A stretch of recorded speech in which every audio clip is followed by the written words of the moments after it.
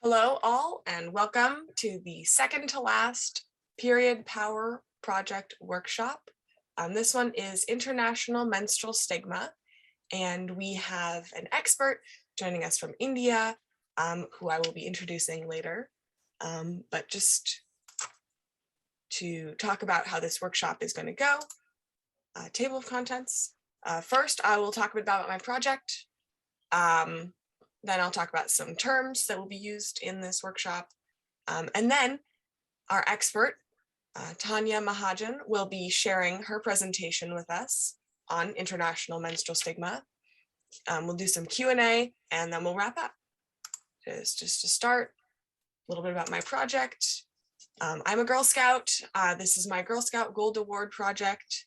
I presented my idea to the Girl Scout Council, received approval, and started off with surveys, finding out about menstrual experiences from people of all genders, and grew from there to a website that hosts that information that I collected, and will eventually host the recordings of these workshops. And then I started off with the workshop planning. I've had 3 workshops so far. And I have 1 after this one. That's 5 workshops total and 5 workshops. I have reached my goal. 208 people have responded to one of my 2 surveys. So last time I was under that number, and a lot of people responded in the past week. So yay, I passed my goal. My website has 20 pages, and I have an Instagram account that does post interesting facts, and that's, you guys can follow me there if you'd like, if you're interested. So let's move on into the presentation. I just wanted to introduce you to some terms in case you weren't aware of them or were confused. I'm going to be using these, and Tanya will be using them as well. International menstrual stigma is the name of this workshop, and I figured I wanted to provide a definition of what stigma is. So it's a mark of disgrace associated with a particular circumstance, quality, or person. So in this case, it's associated with periods. So period stigma is what we're talking about today. I will also call period a taboo subject, and that is just restricted by social custom, and that's the adjective form. So taboo subject. There are taboo now, like taboo laws or taboos. That would be the noun form. And I also use the word menstruator. Tanya's going to go into this a little bit more and explain the reason that she uses different language. But I define menstruator as a person of any gender who has a period. Tanya is our expert, coming to us all the way from India. She is the director of international programs at the PAD Project, which is a nonprofit aimed at addressing menstrual equality and equity. She has over 10 years of experience in the market development of health products and services in low-income settings. She is the co-chair of the Menstrual Health Supplies Workstream at the Reproductive Health Services Coalition, and she's also the co-founder of the Menstrual Health Alliance India, and has done extensive work on menstrual health and hygiene, which is also called MHH, research and advocacy in India and globally.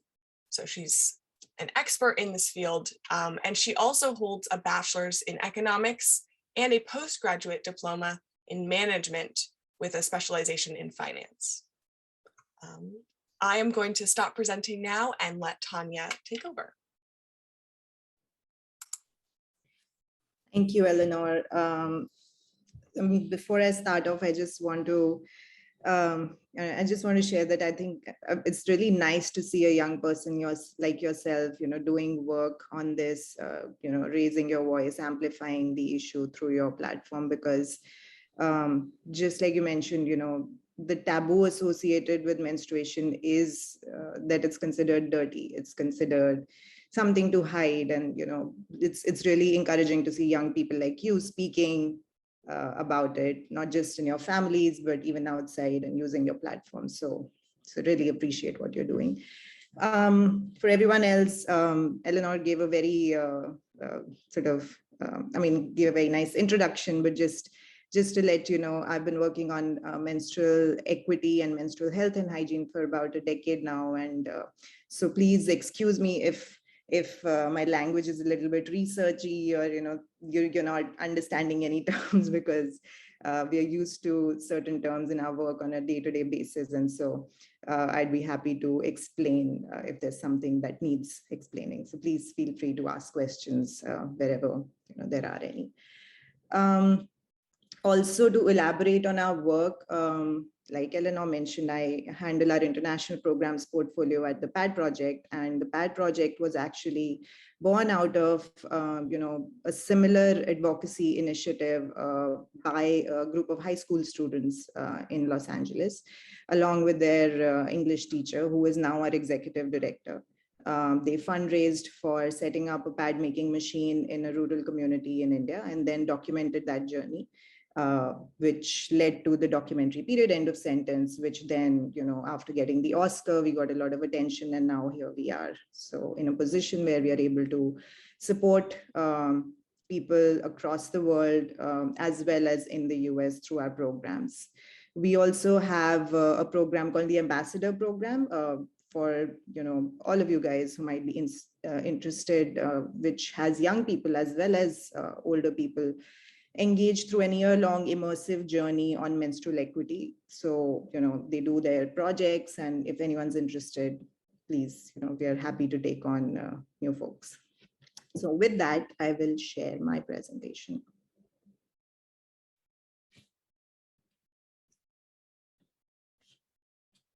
Just give me 1 second, please.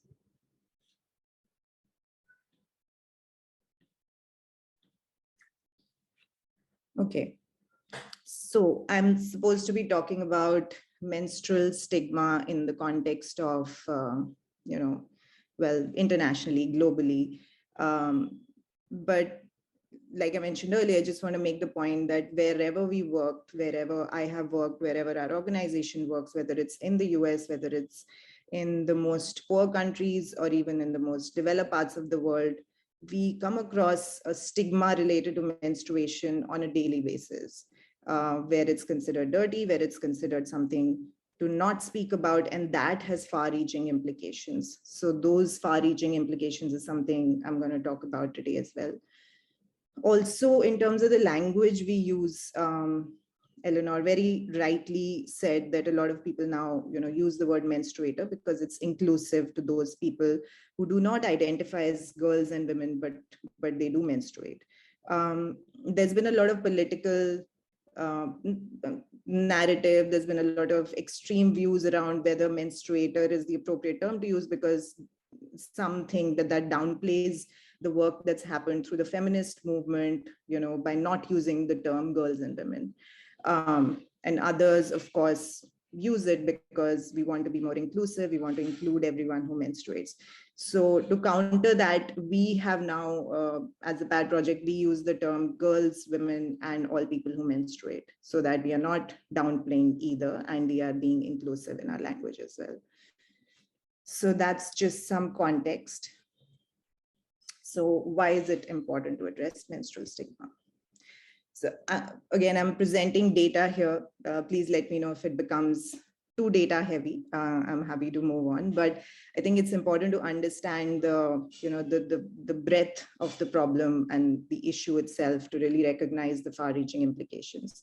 So if we look at the global population, 26% of the global population today are women of reproductive age, which means that every day an estimated 300 million of these women are menstruating.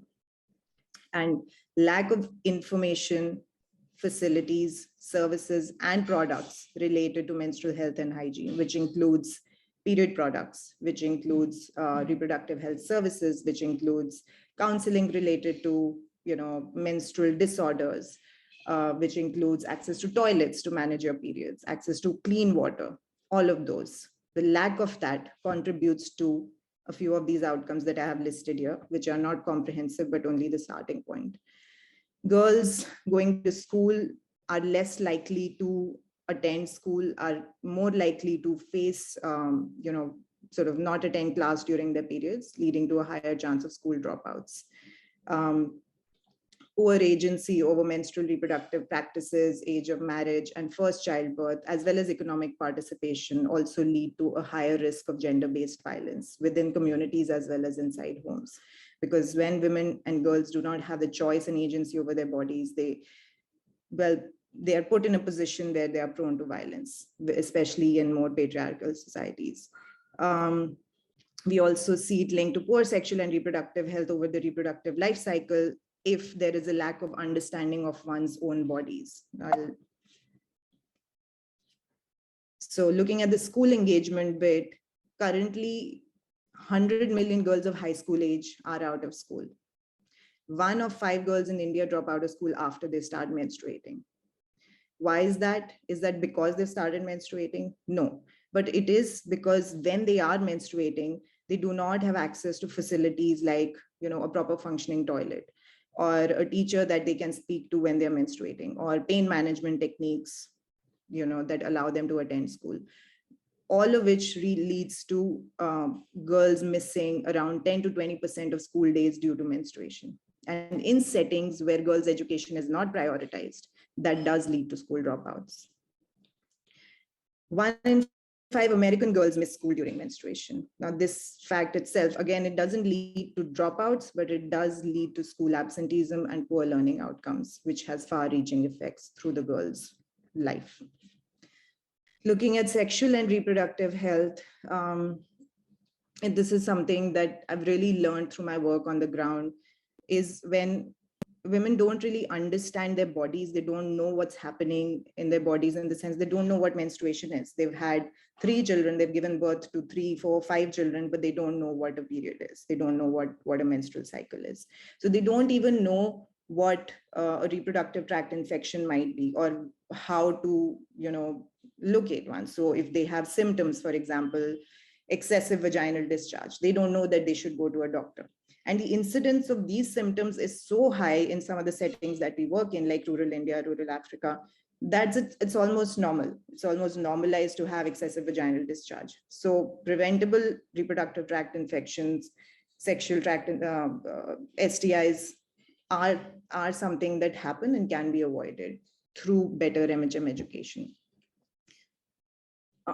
Poor MHM education also leads to poor contraception access. What does that mean? Using traditional methods of contraception or modern methods of contraception requires a woman to really understand her body, requires a woman to know her menstrual cycle.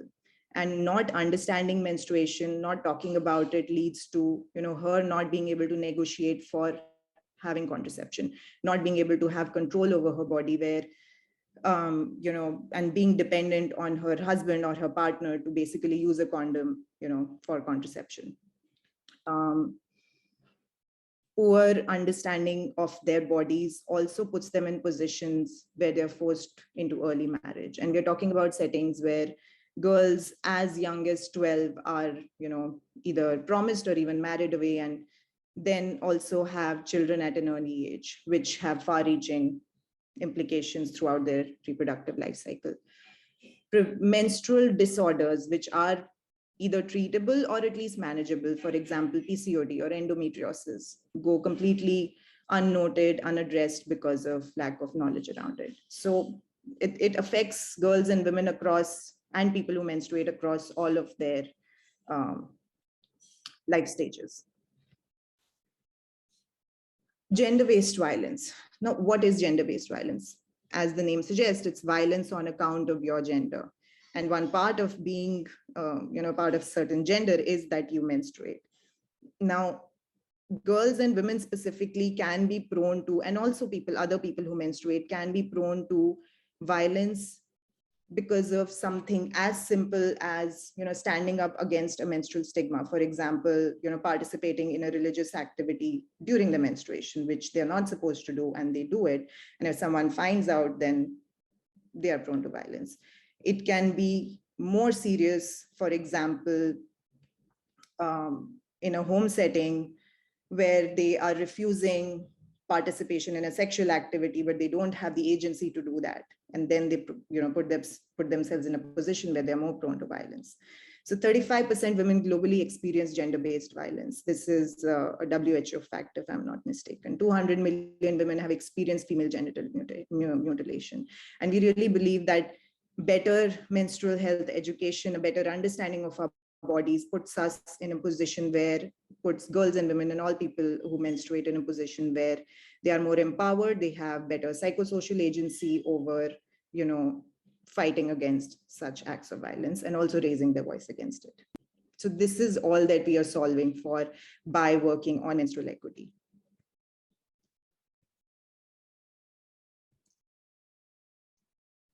I had some more facts for you, which outline the specific taboos that girls, women, and people who menstruate face in their daily lives across the world on information. So I just try to put them in 3 different buckets, but there's a lot of data from across different countries on limited knowledge around menstruation. So few such data I'm sharing here. It's 71% of girls in India report that they have no knowledge of menstruation before their first period. So when a girl is entering menarche without any knowledge of menstruation, she lacks confidence on how to deal with it. Often there is very limited conversation between girls and mothers around menstruation. So for example, while 54% adolescents in India considered their mother to be the main source of information, 70% of these mothers considered menstruation dirty. So this notion is being, translated into an intergenerational taboo around menstruation. And so one way of addressing this is to educate mothers so that when they talk to their daughters, they are translating unbiased information and not talking about menstruation as it is dirty. Less than 50% girls in Pakistan receive information about menstruation prior to menarche, similar. And only 15% receive information about management. So even when they do receive information about menstruation, it's limited to something like, how to put your pad, how to use your pad when you reach your period. That's about it. Not really about how to keep yourself clean, how to manage your period, how to address menstrual pain, what are the implications on your daily life. So none of that conversation really happens. So it leads to poor hygiene outcomes. For example, reproductive tract infections, because girls end up using pads for much longer than they should be, especially in situations where pads are expensive. So I've actually come across girls who've been using pads for 2 days at a time, the same pad for 2 days at a time, because nobody told them that it was, not unhygienic to do so. And each pad costs like 10% of the total expense that they are allowed over a month. So it's a big amount of money for them. 40% girls in Nepal do not practice good MHM due to lack of awareness, amongst others, and lack of wash facilities. Wash facilities are essentially water and sanitation infrastructure. So when other stakeholders, for example, parents, principals in the school, teachers are not aware of what good menstrual hygiene management means, that also limits their ability. A girl may know that she needs to change her pad, but if her father does not allow her to buy, or her mother does not allow her to buy enough pads to change them every 4 to 5 hours, she's not going to be able to do that.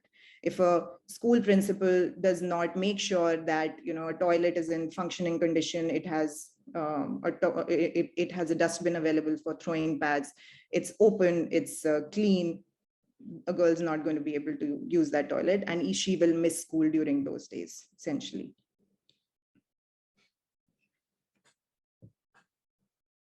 How does menstrual stigma impact the products bucket? 65% of girls and women in Kenya are unable to afford sanitary pads. Now, because of, again, the lack of conversation around menstruation, there are financial implications. Most African countries are highly import dependent. So what that basically means is that you are importing product from China, from Southeast Asia, and from other countries. There are, and that leads to higher cost of products. There is very limited local production.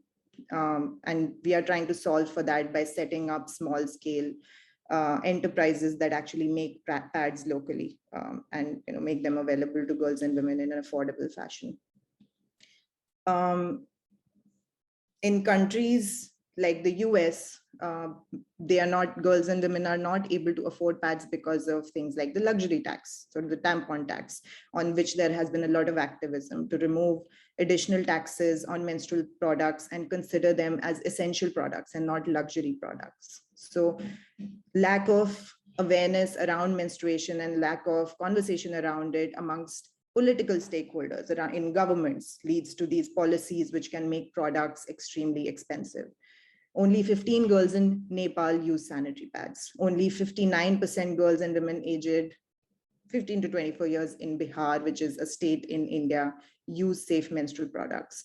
But on the other hand, the country as a whole has reached a point where 77% girls and women within this age are actually using pads now, up from a much lower number, given that the government is actually engaged in that discourse now. So the value that conversation around menstruation brings is actually visible in the data. This number was at about 36% 2 years back. So it's a huge jump. But some pockets of the country still lag behind, like Bihar. I'm also going to talk a little bit later about something around reusable products, which is a potential solution to expensive or the expense due to disposable products, because reusable products allow one to buy a product and use it over 5 to 10 years. So per use cost of the product is much, much lower than when you use sanitary pads. But people are not open to using reusable products because of various kinds of stigma. For example, you have menstrual cups, they've been around for decades actually, but there's been very limited conversation around them. Vaginal insertion is a big taboo. And a lack of understanding of one's body and of the menstrual cycle leads people to think that vaginal insertion of a product would lead to, loss of virginity and similar notions, which are absolutely wrong. Menstrual cups offer a very viable solution, and there is actually research data which shows that menstrual cups are extremely acceptable, and especially in situations which COVID brought up, where products were not available, COVID really limited supply chain, sanitary pads were not available. Menstrual cups proved to be an affordable and viable solution for many who were also from low-income settings. So lack of conversation limits access to these products. Similarly, cloth pads are actually a viable alternative, reusable cloth pads. They're only dirty, they're only unhygienic if they are not washed properly and dried under sunlight. But again, lack of conversation around menstruation leads people to believe that cloth is dirty, which is also almost a result of biased marketing by large FMCG companies over the years, which says that sanitary pads are the only clean option. That's not true. Cloth is as much a clean option. But because of the lack of conversation around it, it hasn't really been positioned as such. And so, who loses out? People who menstruate. So again, in terms of the US, this is something I got educated on only very recently, because I started working with an organization that looks at period poverty in the US. 16.9 million people who menstruate are living in poverty in the US. And so would they prioritize a menstrual product when other necessities are things that they cannot afford? 66% of women in Missouri with a low income could not afford menstrual products in the last year. This is one research study that was done in the state. 14% of college-going women, as part of a specific study, again, had experienced period poverty in the US ever in the past years, which means that over the last year, at some point or another, they did not have enough money to buy period products. 10% experienced it every month. And that's for a country like the United States, which is developed part of the world, that's a huge number, honestly speaking. And the fact that we don't know about it is because we don't talk about it.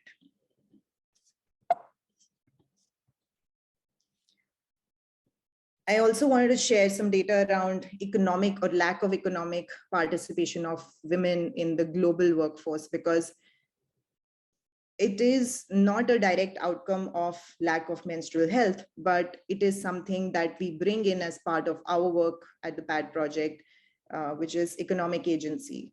I'll just share one data point here, which is that the proportion of adolescent girls and young women that are not in education, employment, or any kind of training, which means that they would have some kind of a productive or economic pathway in life. It's twice as high for female youth in many LMICs as compared to male youth. And that is reflected in the state data for sub-Saharan Africa, which is 24% girls between 15 to 29 versus 13% for boys that were not in education, employment, or training. Now, it is, like I said, not a direct result of lack of menstrual health education, but this is an opportunity for us by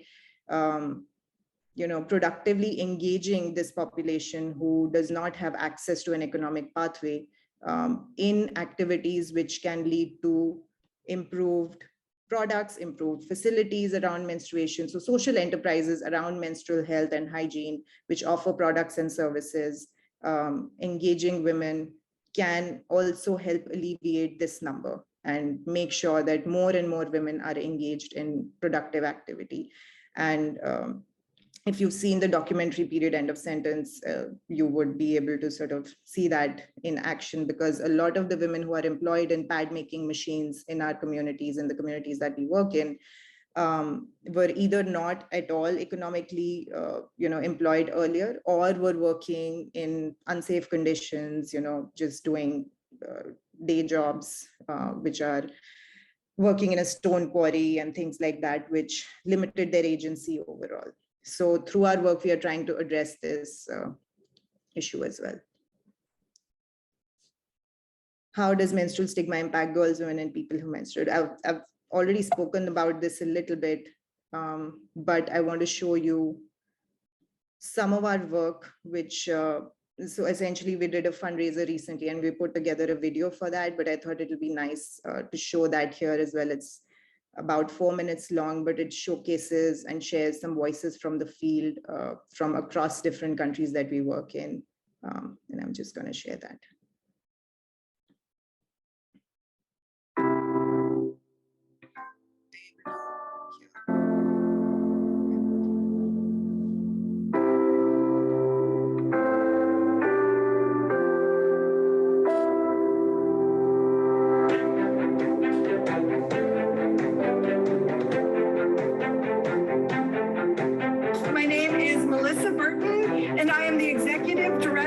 The PAD Project is the international organization dedicated to ending period poverty. We partner with NGOs around the world to support menstrual health and education programs and also the distribution and production of pads. They were afraid of their clothes being stained, and there was a lot of shame around the topic of periods. क्योंकि मेरे school में toilet 2 साल से यहाँ पर कोई सफाई कर्मचारी नहीं है और टॉयलेट इतना गंदा है कि इसकी सीट तक नहीं दिखती। पहले तो शर्म आती थी, मतलब जब हमें नहीं पता था कुछ, और अब तो हम खुलकर बात करते हैं और ये शर्माना वरमाना अब चुप नहीं है। दोस्तों के साथ तो पहले भी शेयर कर लेते थे, लेकिन अगर जब से यहाँ से जुड़े हैं तो मम्मी के साथ बातें कर लेते हैं।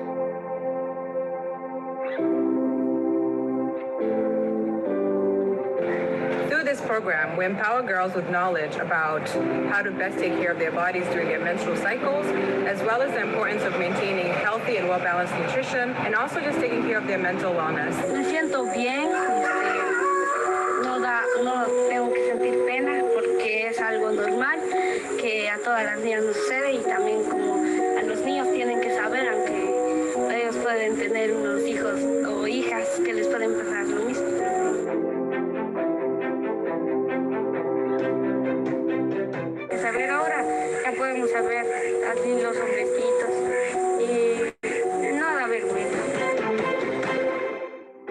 I'm on 7 different types of government assistance right now, and I'm working the maximum hours I can work without getting my benefits cut. But after food and gas and daycare copay, we have a total of $9 extra every week. That's a box of tampons.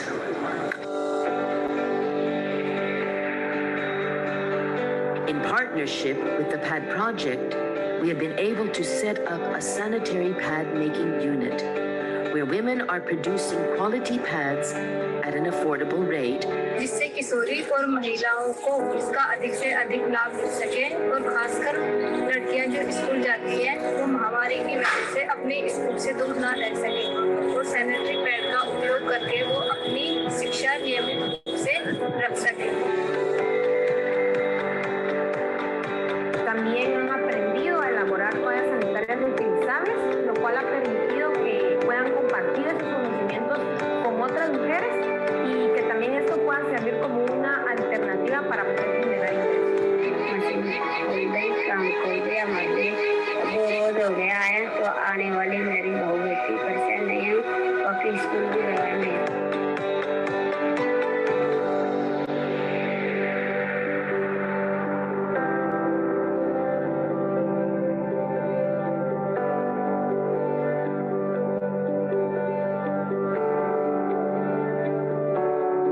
Menstrual equality, pretty much a term that was unknown prior to 2019, but then a very special film won the Oscar for Best Documentary. After the film, we had thousands of people reaching out to the PAD project over email, sharing their own stories, the struggles they faced, the shame, but also the empowerment to fight for menstrual justice. To me, empowerment means enabling others to have autonomy and the ability to do what's right for themselves. Empowerment to me is just giving people the tools to be able to fight and to live and to work and to dream and to succeed. So I'm really. Yeah, that's about it. But I hope that video gave you guys a glimpse of, the kind of work we are doing, but also the kind of far-reaching implications that menstrual stigma has on girls, women, families, communities, because, like you saw, one woman can be an agent of change in her home, in her community. And so, a social enterprise which is run by women, that's really a powerful tool for change. So I'll go back to my presentation.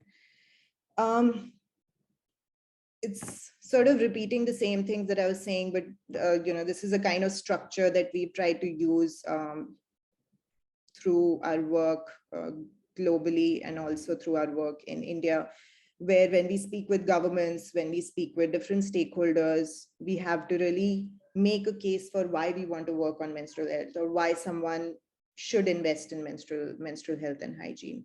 And so we try to put it across the value chain of menstrual health.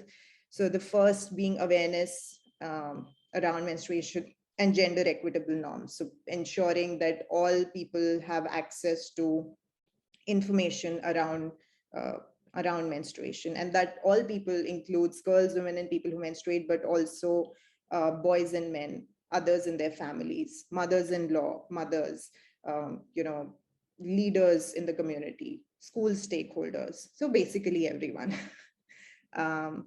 The second part of it is access. So ensuring that people who menstruate have access to products when they need them, and those products should be affordable as well as safe and hygienic. So what that means is making sure that products are available in places where a girl might need them. For example, in schools, we've done some work with the California state government on a policy around menstrual equity, where now period products are available, are at least supposed to be available in all public places, including libraries, schools, etc. Also making sure that, we've not done a lot of extensive work, but there are other organizations who are doing work on, taxation around menstrual products. So whether you call it period tax, tampon tax, whatever you call it, but basically making sure that it's not treated as a luxury, but a necessity. Products also making sure that they are safe and hygienic. We do work around standards for menstrual products. So we contribute. So there is a process right now ongoing with the International Standards Organization to create an international standard for quality menstrual products, making sure that consumers know what's going into their products, making sure that products that are available to consumers at all levels meet certain minimum criteria of performance and hygiene. And you might be interested to know that many countries around the world do not have any kind of standards around menstrual products. And it's something that we are working towards, and other folks in the sector are also working towards pushing. Access to products also includes, innovative models, supply chain models, where we, for example, one is the pad making machine, but also looking at how we can make more products available at the last mile, how we can make a choice of products available at the last mile. So, like I said earlier, the industry or the whole narrative around menstruation has typically been shaped by the large manufacturers for the last few decades.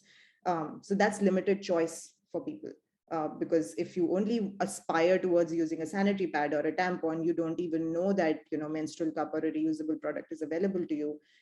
You've basically lost the choice to use it. So making sure that people have choice, not just through information, but also availability of products. Then use, making sure that people have access to water, sanitation, just washroom facilities in homes, in schools and institutions, where they can change products, where they can wash themselves and maintain hygiene during their cycle. Disposal is another big issue. Usually in the US, it's more of a, you would just you would dispose of the used menstrual product and that's it, you're done with it. But in settings, in low and middle income country settings where the waste management infrastructure is not really well developed, menstrual waste is becoming a big issue. Just as a statistic, in India, 12 billion pads are thrown every year.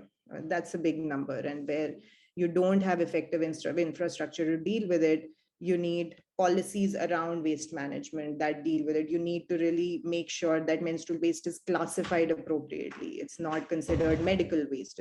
Is it medical waste? Is it, consumer waste? So household waste, what is it? Where does it lie? So all that policy work around menstrual waste also needs, requires the fact that there is conversation around menstruation.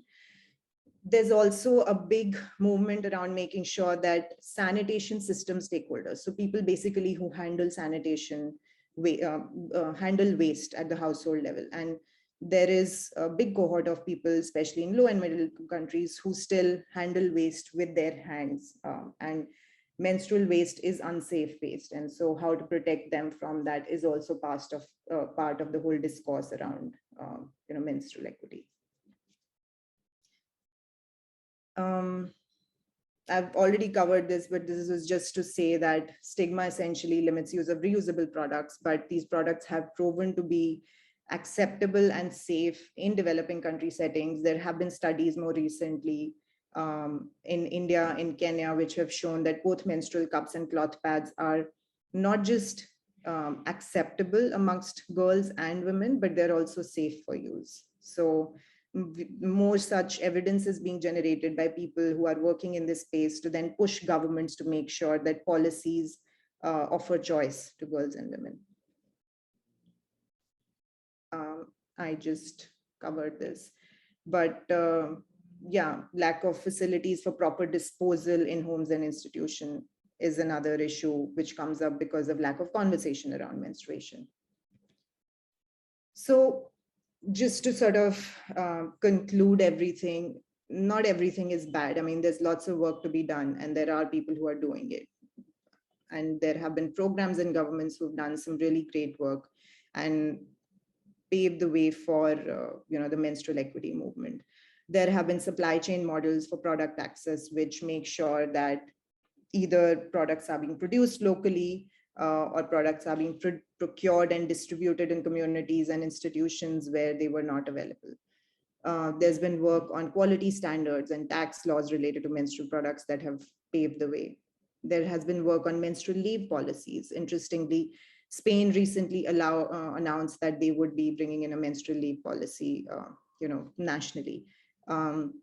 In the state of Bihar, which is actually one of the most backward states in the country in India, there's actually a menstrual leave policy for government officers, but they haven't been able to access those leaves because they can't ask their male bosses for that leave because there's no conversation, but at least the policy is in place. So the conversation is still needed.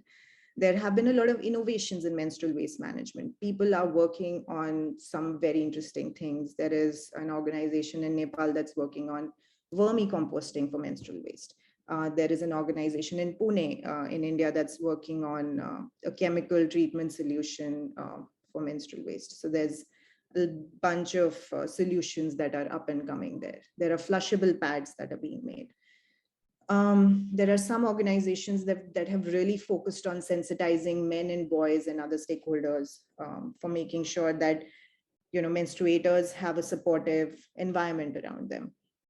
And that has actually led to, so there's an organization in India that's worked on conversations with men and boys, and that's paved the way for conversations with couples around reproductive health.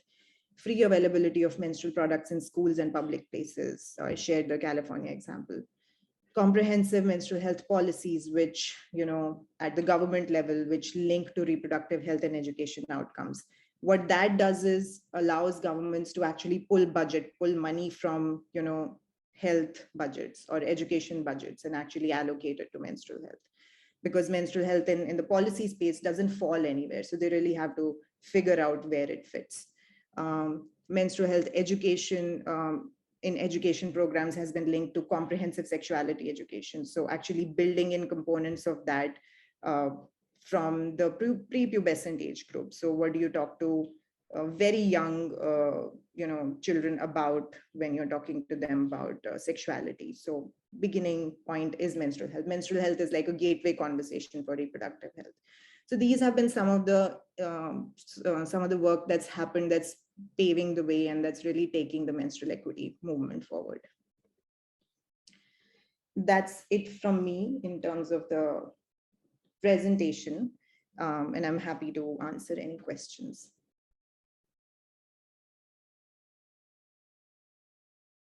So the most common option that's used is cloth, and cloth, which is sort of fabrics that's used saris, used clothes, which are sort of cut up into pieces of fabric that they use. But the problem there is not the use of cloth. The problem again is unhygienic use of cloth. The fact that they'll use it and when they go to change it, they will just hide it somewhere and then reuse it, and then they won't even dry it in the sunlight. There's also a lot of I've seen this in many contexts actually, that there's this fear of black magic related to menstrual blood. So that if you dry out your used menstrual cloth in outside, someone might use it to do black magic on you. So there's all of these different conversations that play in.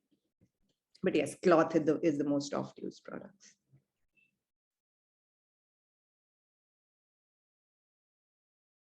Very valid question. So mostly, and it's a bias at my end also, because I have mostly worked outside of the US. So in the settings that I've worked in, which is, South Asia, Africa, tampon use is limited.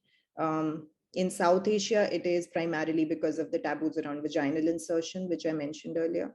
That if you use a vaginal insertion product, it will lead to a loss of virginity, but also because it's a circular sort of reference where tampons are also not available because there's limited demand, and I think there's zero production in the country.